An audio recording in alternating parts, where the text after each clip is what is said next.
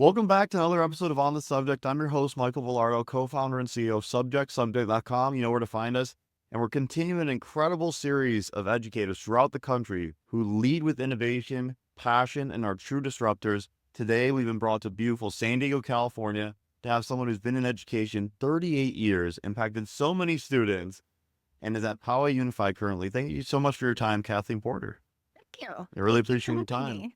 And what has brought you in education? What made you so passionate about helping students? Well, actually, as a tiny kid, I was the oldest. I have three younger brothers. And where were you? What city were you Well, in? we grew up in Phoenix. We lived Phoenix, all okay. over. My dad was in the Navy, but Yeah. when he got out of the Navy, we lived in Phoenix. Oldest of four, and I always wanted to be a teacher. Now, my mom did not think that was setting the goal high because she was a trailblazer. She was an attorney.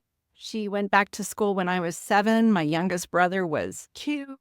And she was like, can't you think of anything that is more inventive than being a teacher? All women are teachers or secretaries. Do something else.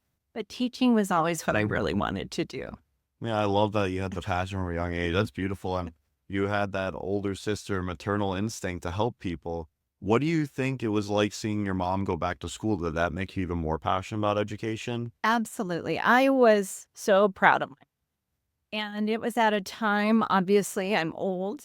No, you're young. We're in California. California, 40 is 20, 60 is 40. Yeah. It was at a time when most moms stayed home and most moms didn't work. And I always just thought it was the coolest thing that my mom was an attorney.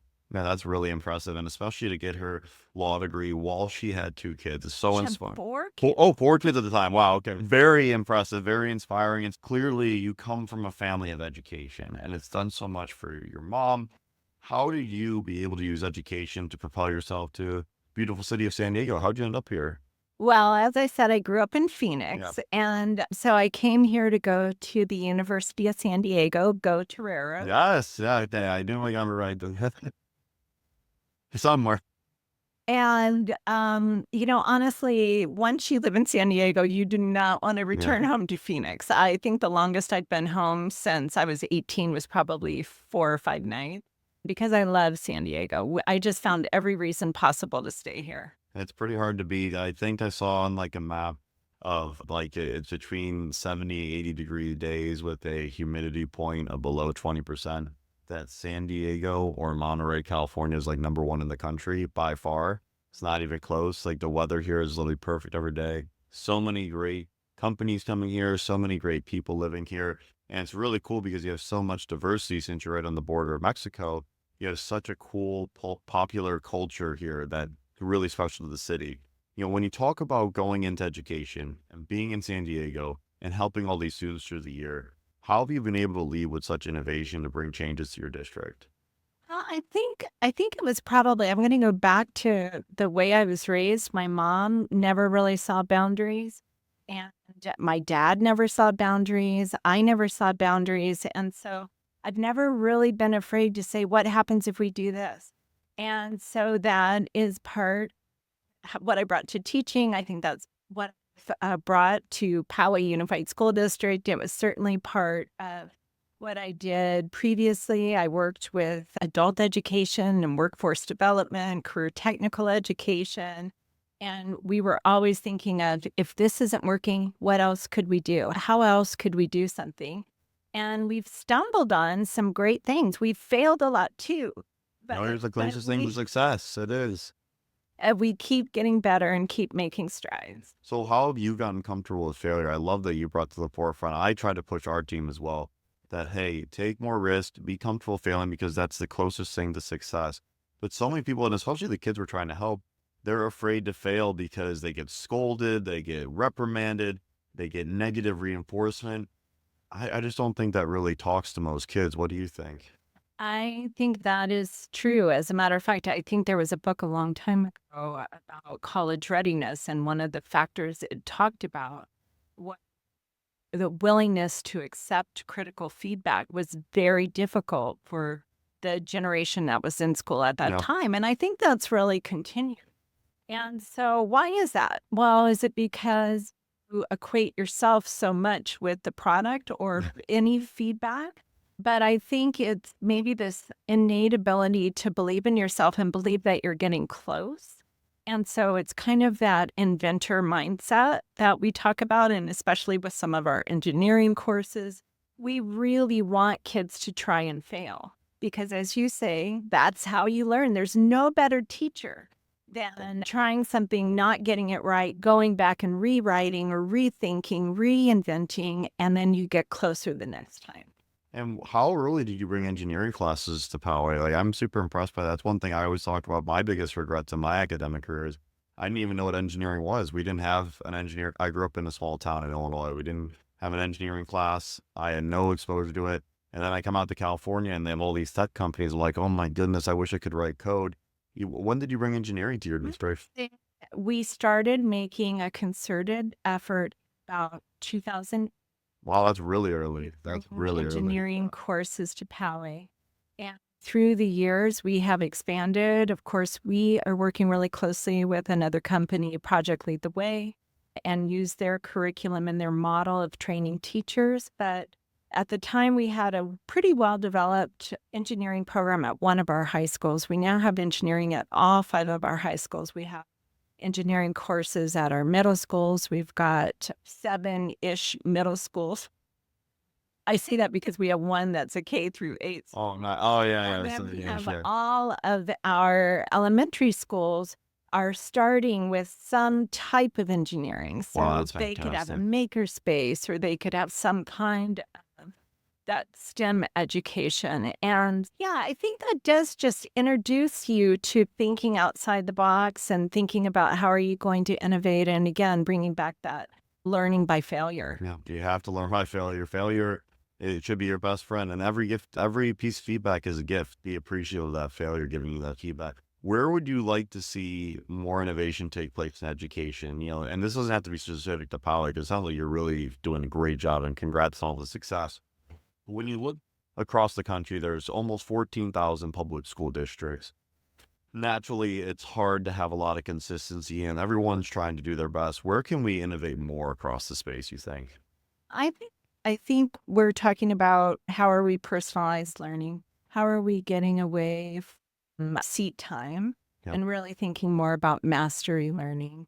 I think we're thinking about when I say personalizing learning, I think it looks at so many different things because one of the things we know about learner persistence, whether you're, 7 or whether you're 67, that if you know why you're there, if you have a goal in mind, that is going to propel you to the goal. So we want our students to all have this vision of themselves in the future that is connecting back to the educational experience.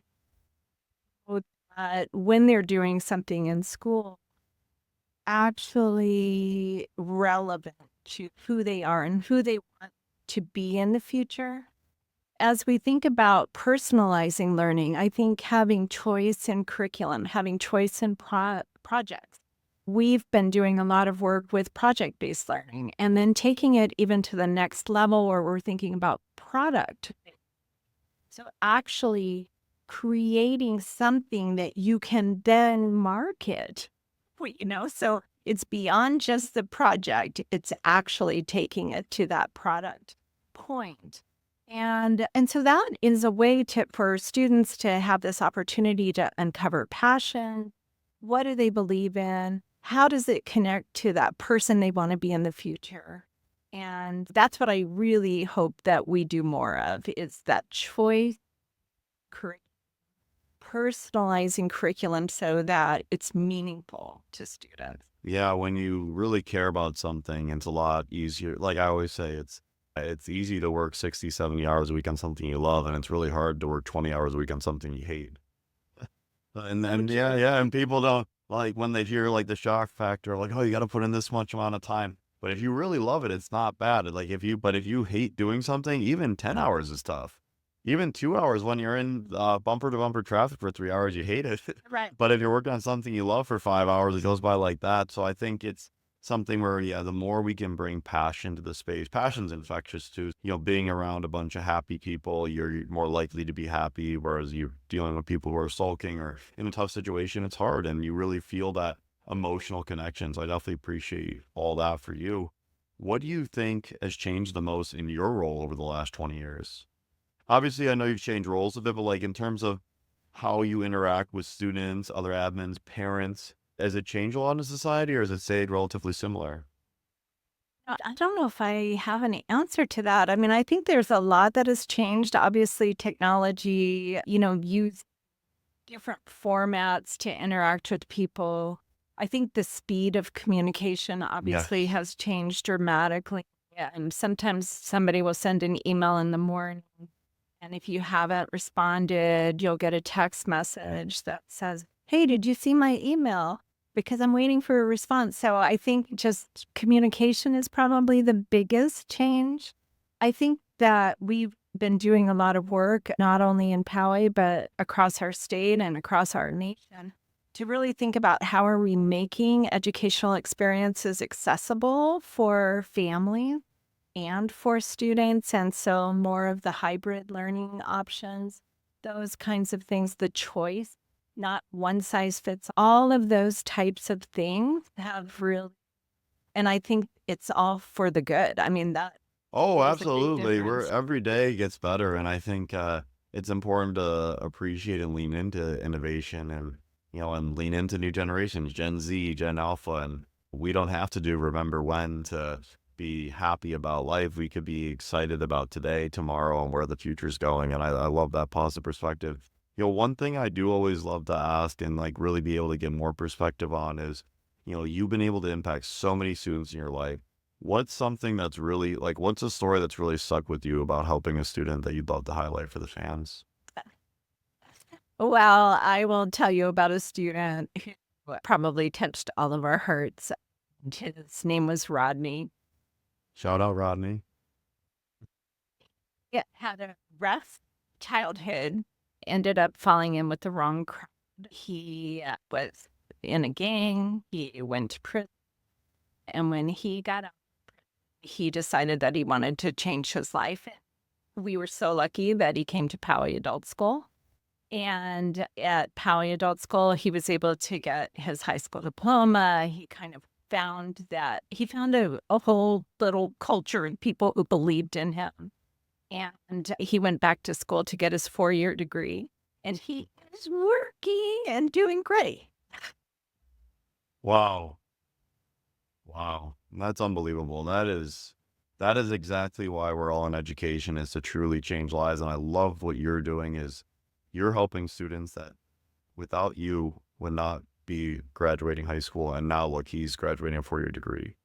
It's unbelievable. And we really appreciate everything you do for your students, everything you've done for society. And that was a very moving story. I'm very thankful to be able to get hopefully a chance to be able to work with your students even more. And, we really want to continue to highlight these stories on the subject. And without your leadership and innovation, we would not be anything without you. So we really appreciate everything you've done for students. And that's in another incredible episode of On the Subject. How can we top that story? Hopefully we can be able to have more great educators who can bring incredible stories like this to the forefront. Where can we find you on social?